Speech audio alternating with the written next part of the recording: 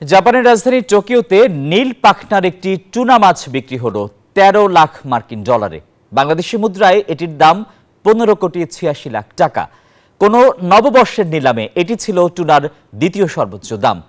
গত শনিবার সকালে জাপানের আমুরি অঞ্চলের ওমা উপকূল থেকে ধরা হয় মাছটি। বিশ্বের বৃহত্তম পাইকারি মাছ বাজারগুলোর একটি টোকিওর তোইসু বাজার। প্রতিবারই নতুন বছরের শুরুতে প্রথম নিলামে চোখ ধাঁধানো দামে টুনা মাছ বিক্রির রীতির কারণে আলোচনায় আসে এই বাজার। আর এবার ভাঙল অতীতের সকল রেকর্ড। এই মাছ বাজারে রোববার ভোরে ৭৫ কেজির একটি টুনা মাছ বিক্রি হলো। নীল পাকটার মাছটির দাম পড়েছে ১৩ লাখ মার্কিন ডলার।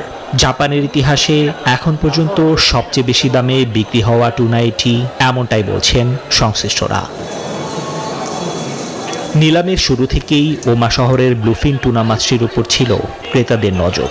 সঠিক পরিমাণ চর্বি থাকায় সুউচ্চ গুণসম্পন্ন এই শহরের টুনা মাছগুলো ব্ল্যাক ডায়মন্ড হিসেবে পরিচিত।